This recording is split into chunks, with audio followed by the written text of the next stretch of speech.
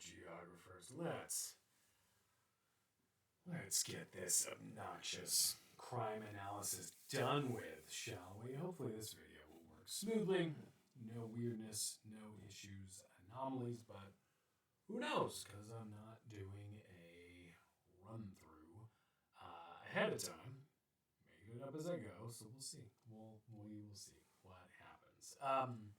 Okay, when we last left with the last video, we completed, and the only one that's really useful, we're going to ignore this crime rate one because of our anomalies and little weird issues, and we're not going to bother cleaning up the data. Okay, but this one, our neighborhood crimes, join count, meaning the crimes themselves, the number of crimes in these neighborhoods divided by or normalized by the square mileage of the neighborhood, gave us a useful way to look at the entire city of Pittsburgh and get a sense of where crime is really more concentrated or intense, or not so much, right? That's what we're looking at, and it's taking into account that just that idea of, yeah, you're going to have more crimes in bigger areas just because it's a bigger area. No, where is it really significant? All right, that's what we're seeing here. So we're happy with that. We're going to hit save. We're going to use this for your actual assignment down the road. But I want to show some other things that we can do here. And what we're going to do is I'm going to go ahead and uncheck that to get rid of it. So I set my neighborhoods right here. I'm going to turn my crimes back on, that point feature class. And I want to show you a few different things we can do in terms of what we call hotspot analysis. And it's used specifically for some different tools that we have, like hotspot is in the name of the tool. But really what we're looking at is we're trying to see where are things clustered, where are they significant. We kind of did that with this whole neighborhood crimes choropleth map here, right, with the darker meaning more, not showing a hotspot. But there's some other stuff we can do. And some things are really good for point feature classes like the crimes here, and then other things are useful for these polygons. So we'll come back and use some of this other stuff. So what we're going to do, in fact, would be smart. Let's do this, he says, making it up as he goes. Let's rename this guy. So the map itself, so just right-click properties, and we will call this one how about crime. Right, I don't want to say density because we're going to do some more density stuff. Let's just do crime neighborhood. We'll do that. And I'll hit OK. All right. Then let's go to Insert, New Map. There we go. And I'm going to call this one, we'll call this one crime density. So we're going to do a density surface. And then we can come back over here, and I'm going to left click crime of the fences. I'm going to hit Control, and I'm going to left click. Let's just do neighborhoods. I'll go ahead and do this tracks one just because maybe that's useful. I'm going to right click now and go to copy, go to crime density, right click and paste. And so it brings me right back there. But what I can do with this, since what I'm going to have you do, pretty sure I'm going to have you do 3 different maps that you turn in, just different types of analysis here. So this crime neighborhood one, this will be one, okay? And we'll just leave this for now, save it, come back and talk about it later. But this way we can leave this as is, and we can come over here and start playing around with some other stuff, some other types of analysis. So, cool. All right, I'm happy with that. So now what we want to do, so let's go into our toolbox. So either analysis, tools, or if you have it here on the right, click on the little tab. And if it's on favorites or if it's in some other tool or whatever, just go to toolboxes itself. That middle tab that has all of our tools, because I want to show you where some things are, not just search for stuff. So let's scroll down.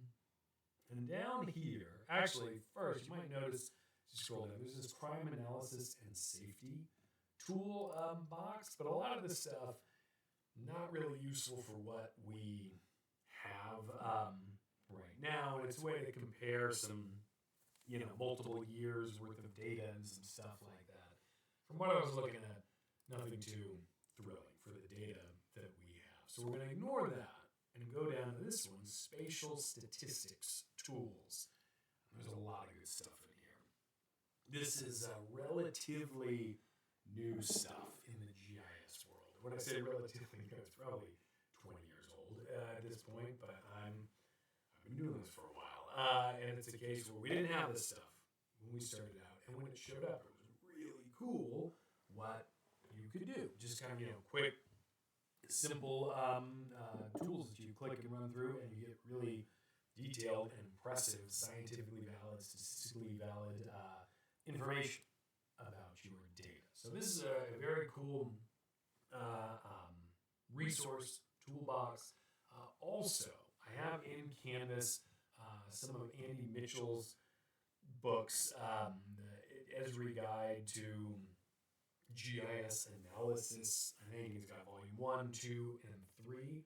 Volume 2 is my jam. I love that. It gets into a lot of these things. And it's not a tutorial. It's not like, click here, and do this. It's more of, this is what we're doing with these tools. This is when you would want to use these tools. So I have that in here. I'll probably have some kind of reading assignment for you with this connected to that stuff. But check out, if you're interested in this stuff and want to know exactly what you're doing, why you're doing it, or how to, properly use this for some other types of analysis, like, you're studying, whatever, wildlife counts in an area or disease or whatever, kind of gets into some of that and has some different examples, and it helps you really learn what you're doing, not just how to click the tools.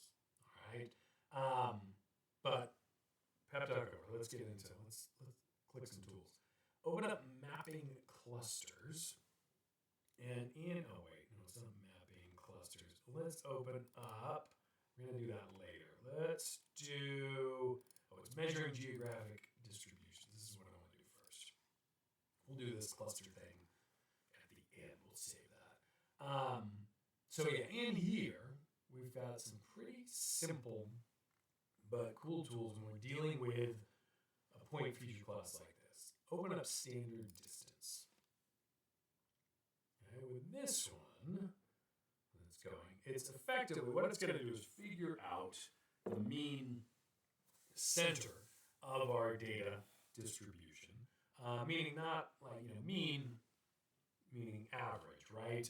But we're not looking at the average of values, it's the average of these points. Where's the center of this data set? We account for, X and Y coordinates. Where is this stuff centered? And there's another tool that just does that. There's a mean center tool. But what this does is not only does that, but it then looks at the data and it draws a circle around where most of this stuff is clustered. It's going to be within one standard deviation. So it means the bulk of our data points are clustered in this area. And it's a very useful visual tool to get a sense of where a lot of stuff is taking place.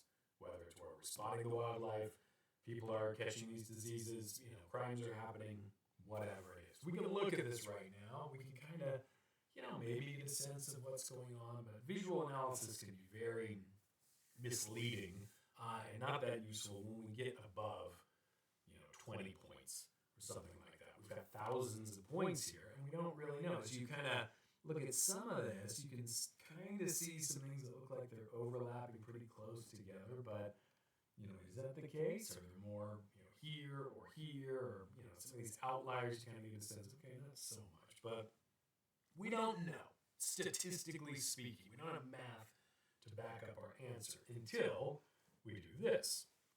So input feature class, we're going to do crime offenses. Use our filtered records as we've been doing.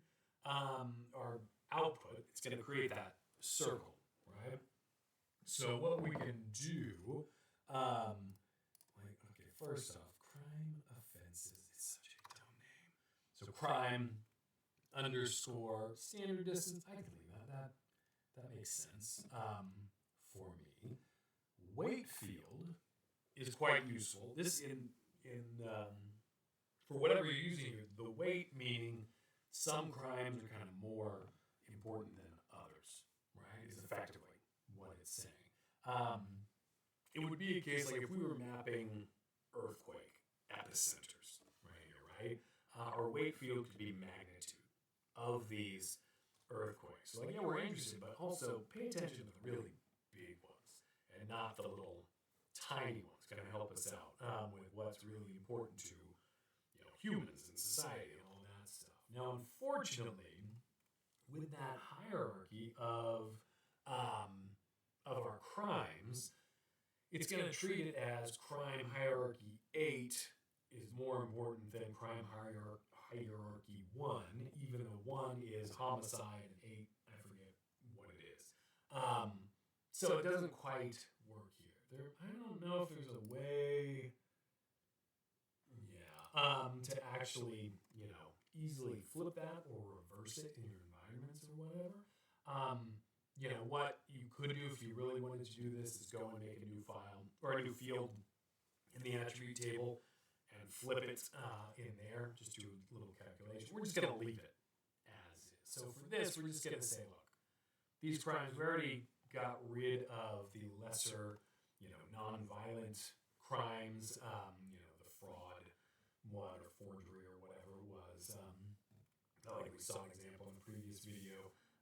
We got rid of that, so I'm just going to leave the weight field blank. But this is a good way of ensuring that you're paying attention to this stuff. So let's just hit run. Let's leave it as is.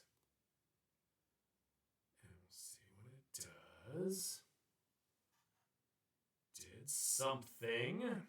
Oh yeah, because it's got some issues. Again, this whole day, I'm kind of shocked that this was tutorial day. I thought it would be clean. We wouldn't have problems like this, but I don't know what this whole bad record thing is, but we're going to move forward, ignore that, not ignore it if my job is on the line for getting good results or to make sure I'm not locking up innocent people or anything like that.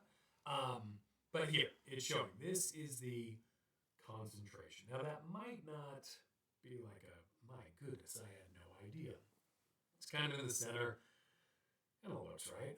But at least we know, again, with statistics backing us up, that is the case right there. And what we can do, though, is that's kind of cool, and sometimes it is enlightening when you do this stuff. But if we go back here, we can do one that's even a little more beneficial, I think, especially for stuff like this. It's this directional distribution, okay? Which effectively, it's the same idea, but it's looking to see, does it follow some directional trend? So instead of a circle, it's an oval, right? Does it flow east-west, north-south, something like that? Okay, so let's do this one. Directional distribution. Okay, input feature class, crime offenses. We can just shorten that to crime directional distribution. Same thing, leave this stuff as is, hit run. Okay, and I'm sure it's giving us more, bad, whatever. Let me change this color, because it's, I don't know about you, it's kind of hard for me to see. That's a little bit, let's make this a little thicker. There we go, and I'm going to drag it over right there. So it's in that same area, but it's also saying, hey, it kind of has this flow to it.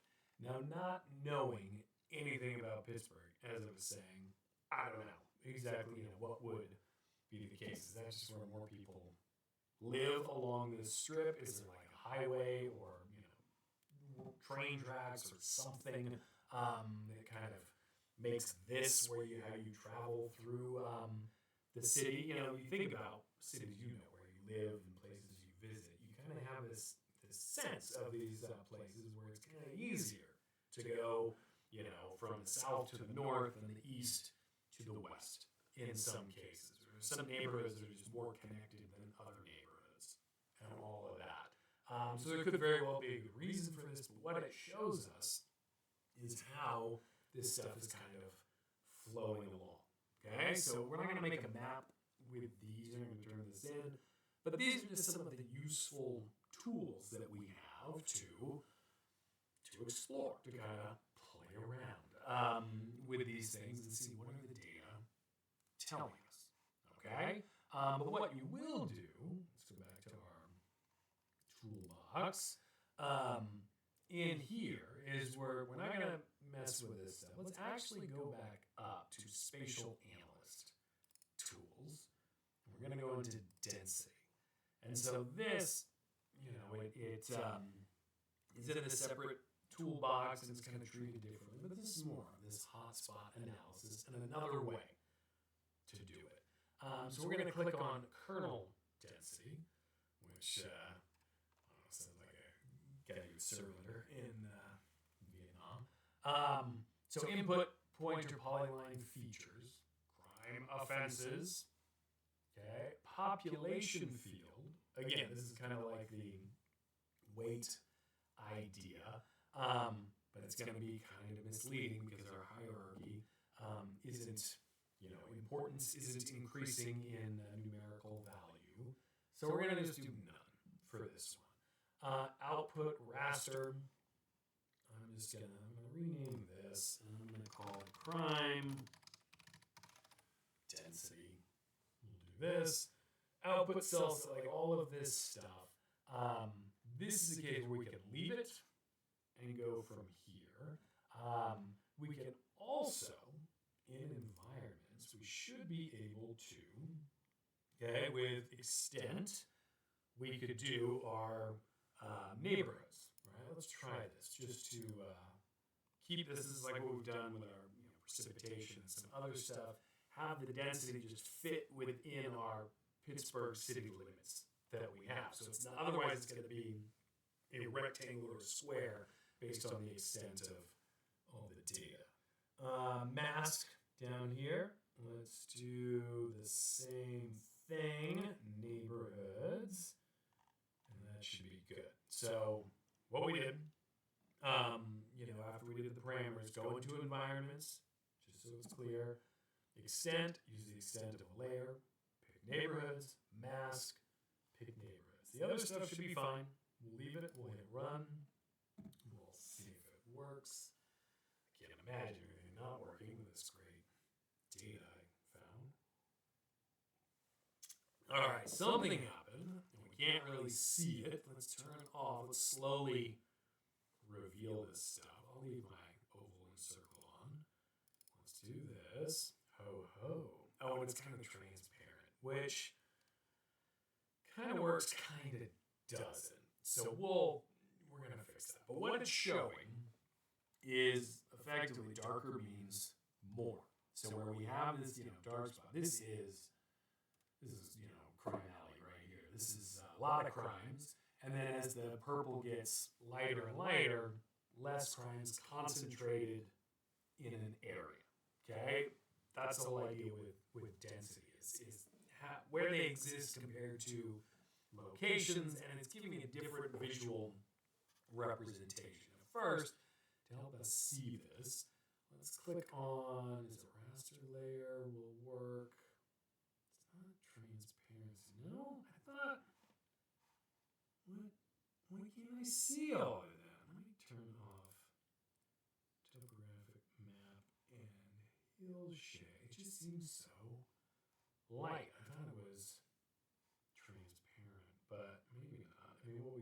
do, let's go into symbology. I could, oh, see, it does kind of have that thing. So what I could do instead of that one, because I don't like how it fades out, I could do something more like this. There you go. So it's a little more visible. That was my whole issue. So don't worry about this raster layer and transparency. I just changed the color scheme, and that worked out. But that way you can see it a little more clear.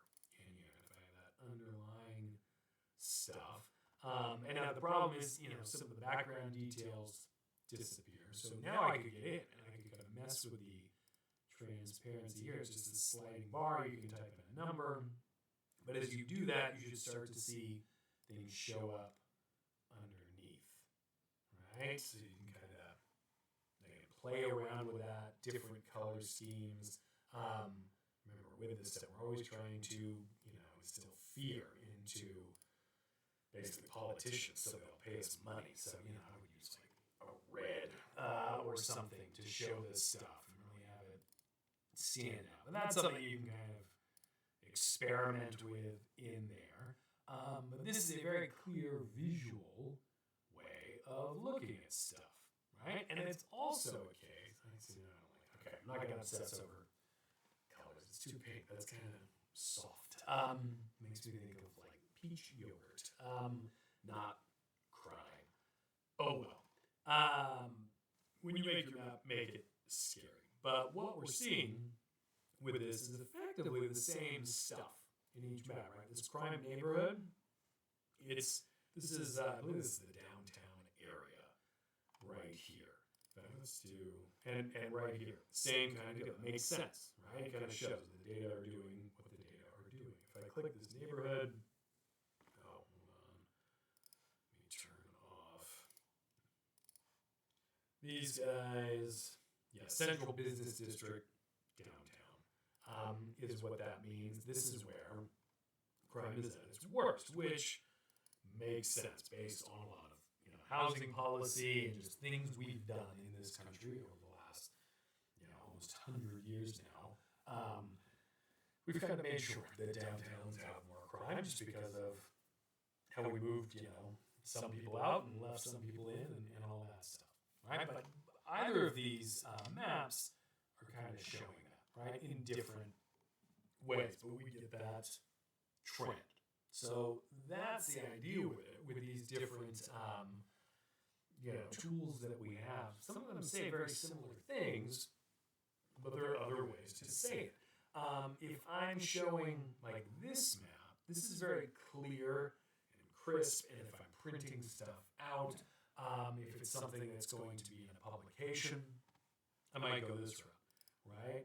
This stuff, it gets into, now I'm gonna obsess over the color scheme. I'm just gonna scroll through while I'm talking to find something I like. But this is a case where having that raster image, it just kind of looks a little more sciencey. It just kind of makes people think you did some real science. Let's say more pink, but whatever. Because it looks kind of computery, right? It's the same stuff, but you want to think about your audience and who am I presenting this stuff for? Who do I need to convince? And it's totally okay. I'm sure I've spoken about this in previous videos and with some of you students about like bosses I had where I knew the ones who got, you know, fooled by stuff like this and others who were more impressed with stuff like this, and you just kind of, you know, I'm trying to convince them of something or make them think I'm just doing a good job, I'm going to play it in, right? So think about that. We've got kind of the same thing, but it's, how do I put it? It's different ways of getting the same information out there, okay? So go ahead and hit save. Let me look through my notes here. I think I got that stuff I wanted to do. Yes. Okay, now let's put it in a new map. So insert, new map, and I'll right click and call this one hotspot analysis.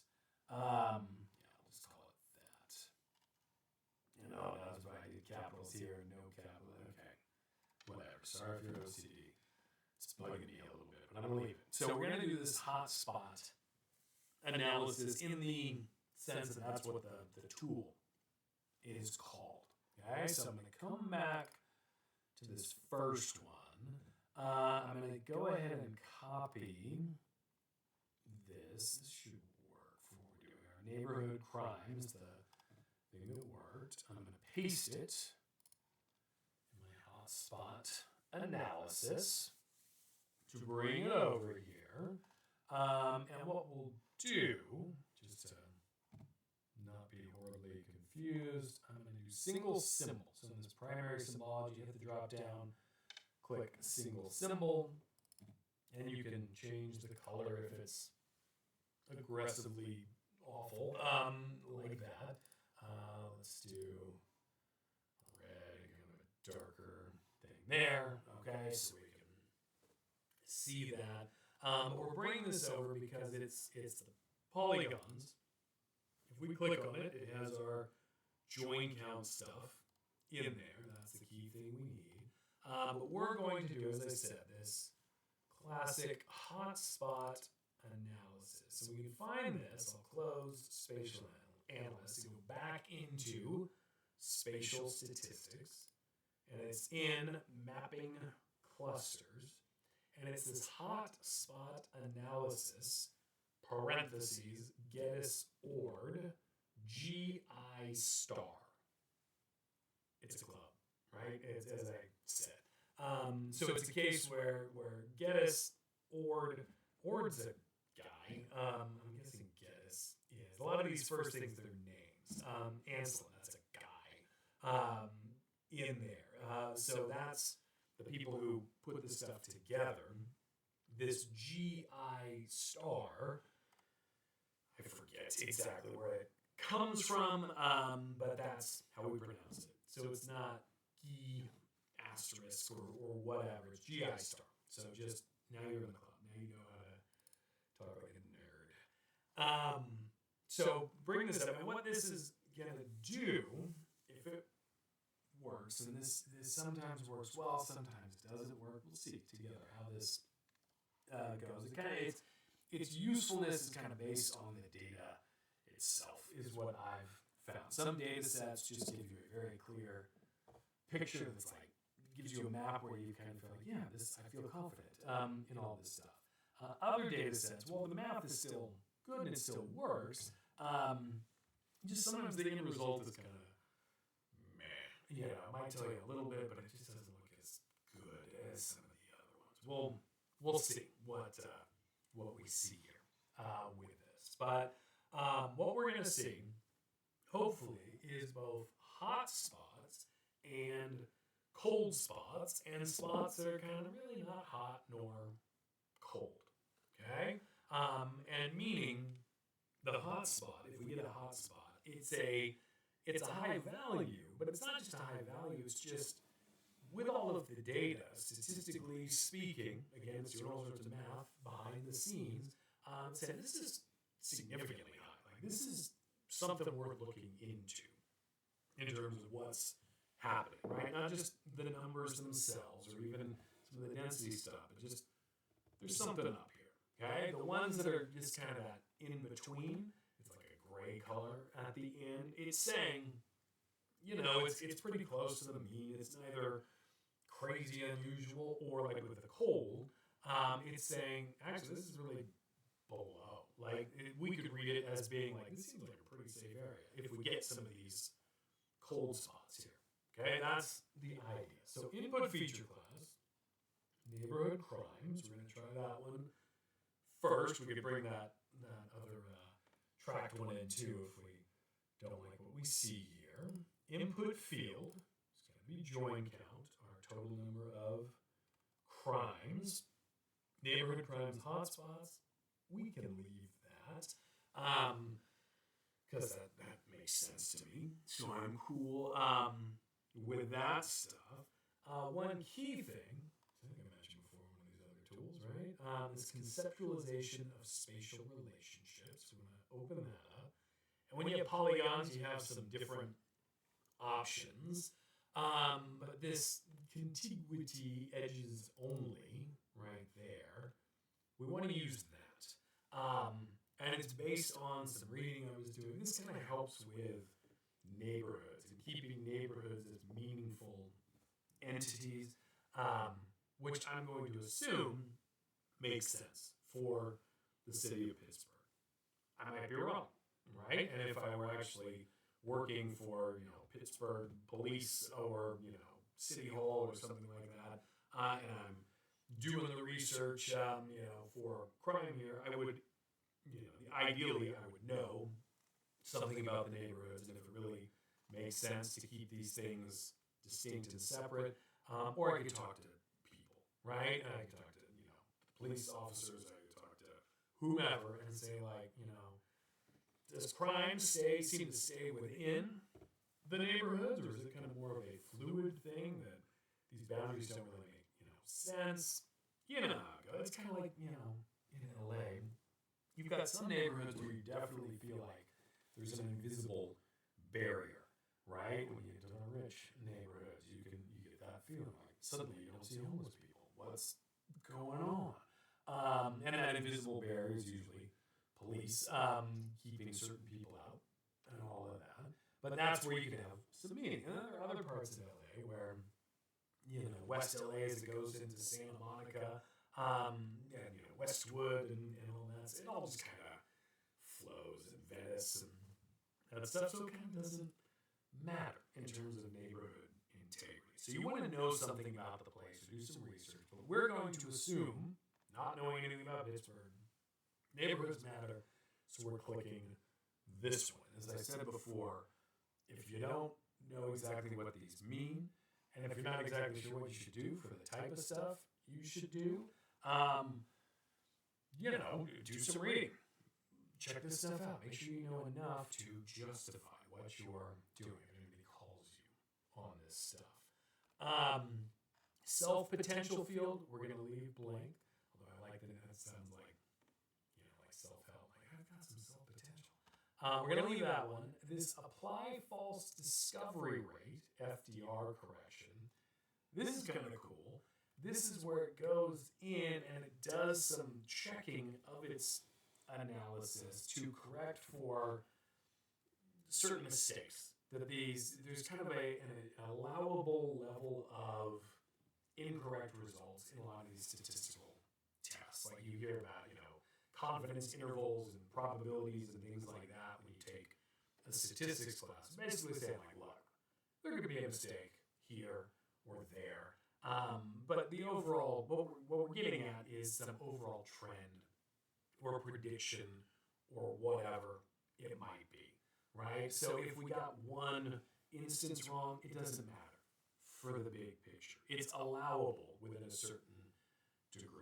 5% of our things here could be wrong, but the other 95% are correct. Therefore, it's valid. It works. Okay, that's the idea. What this does is it kind of goes back and it really makes sure and checks some of that and adjusts it. I'm going to leave this off for now just to see what we get. And if we like it, cool, and we try it again with this stuff. And I encourage you to play around with some of these things to see what works and what doesn't work. But I'm going to hit run. Let's see. Okay. Interesting. All right. So what we have over here on the contents pane is our analysis. Basically, no place in Pittsburgh seems totally immune or safe from crime or anything like that. We don't have any of these cold spots, right? The not significant, this white color here, is saying like, look, there's nothing magical going on. There's crime, there's not that much crime, not that little bit of crime. It's just not as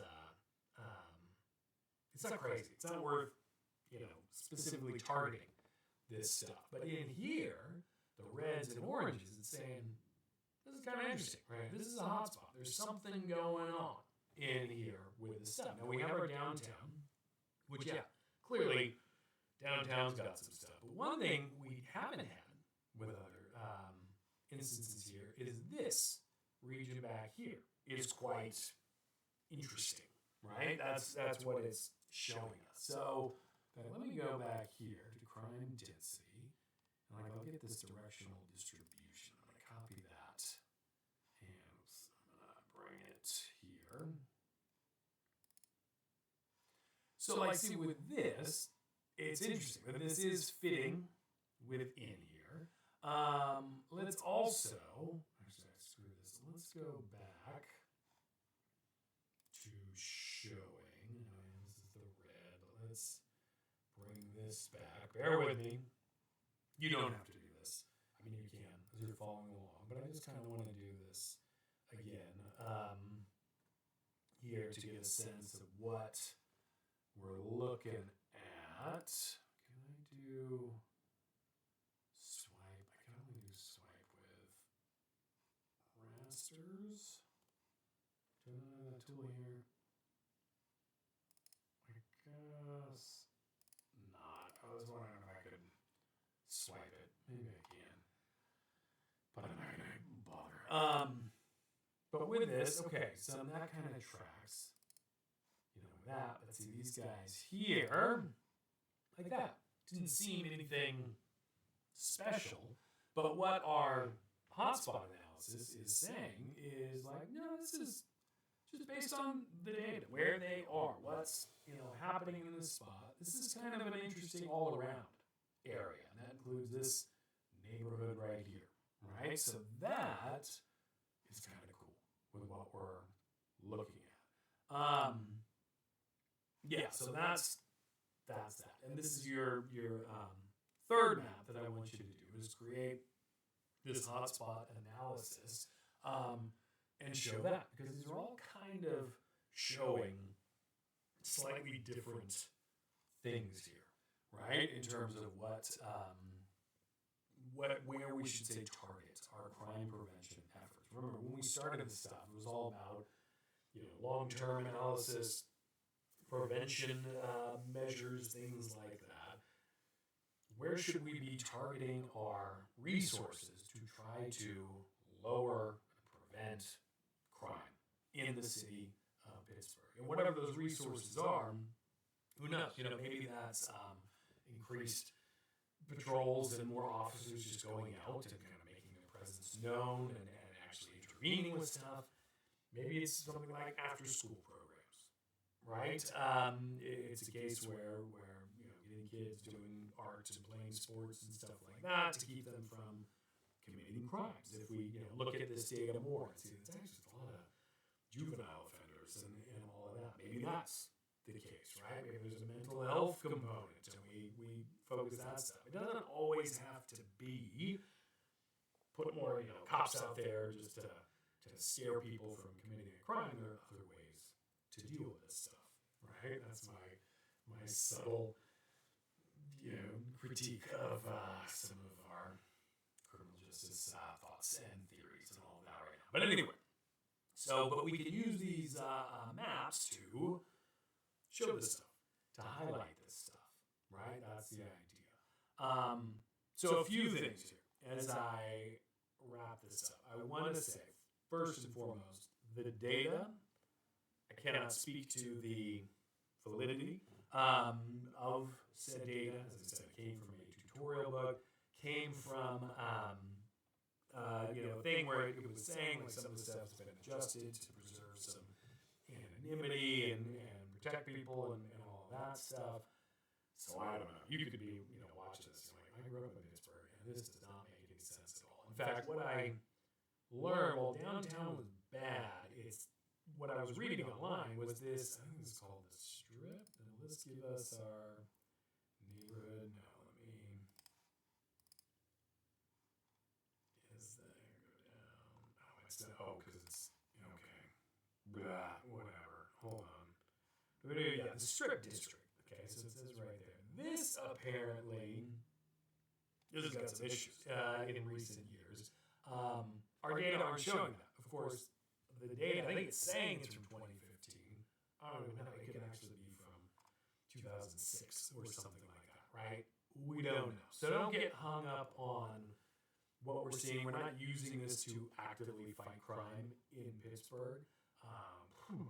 Anything shady side. That sounds like criminals live there, right? Doesn't that just sound insidious? I don't know. It might be lovely. I don't know. But what I'm saying is, don't get hung up on the data. This is more about process and how we can analyze things than what's really happening in Pittsburgh. Okay? So that's the first thing I want to say. Second thing I want to say is, with your assignment, as I've been saying, you're going to turn in 3 different maps. This crime, just the neighborhoods itself. You can zoom in. So just right-click, zoom to layer to kind of get in nice and tight. Kind of have these all look relatively similar. You are welcome to, for what you're turning in, you can do one layout. Right? So insert new layout. You can do something big and put 3 different maps on it. And you just have to be clear. Like if I do this one, and I'm map frame right here, and put all these in, and you just want to be clear with what it is you're looking at with these things, and zooming in and out with these things, so it's clear. I could have another one here, and I could have a title, the state of crimes in Pittsburgh, Pennsylvania, and have here kernel density analysis right there. Crimes per square mile, neighborhood crimes per square mile, something like that. Hotspot analysis using the GIS or GI square, and so on and so on, right? We just want to be clear with this stuff. In terms of a legend, you definitely want to have that stuff in here with these, so we know. We can kind of assume darker means more, but be clear with this stuff. And I'm going to leave it to you. I'm not going to go through and show you how to do this stuff exactly, but think about, what do I need to be showing here? What needs to be clear? Like this join count / square mile, you might be able to get a sense of what's going on, but really I would redo that, either remove that from my legend or redo it.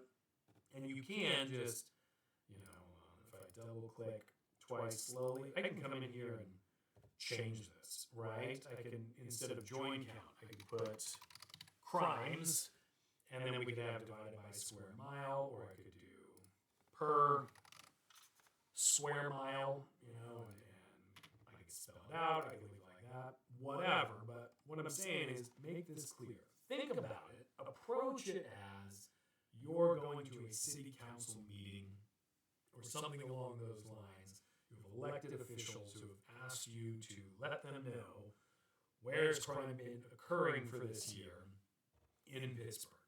What's going on with this stuff. You prepared 3 maps to show this. Think about what you're going to be showing, how you're going to do it. Are these 3 maps on one layout good? Or, what you can do is just do 3 separate maps, right? Do, portrait mode like this, do one of these, and have your map take up most of the page, and have your legend, and have your information, and all that. But remember, we're dealing with elected officials.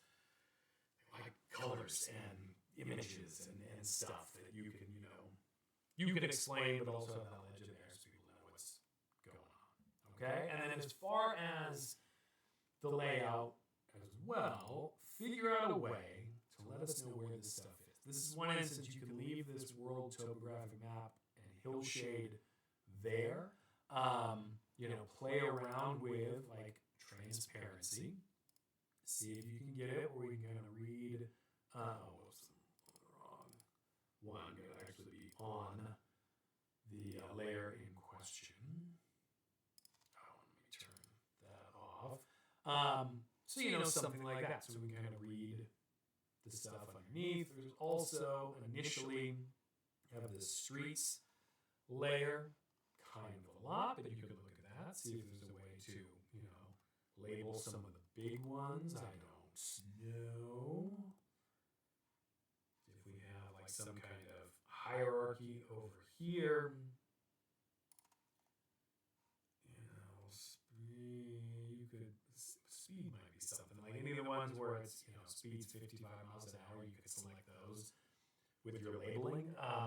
Play around with it. Not going to be, you know, rules about what you have to do, but I'm just kind of curious to see what you produce, right? But 3 different types of analysis presented however you want to do it, but show me where crimes are taking place, all right, so that we can fight crime and, you know, protect the little guy and all that.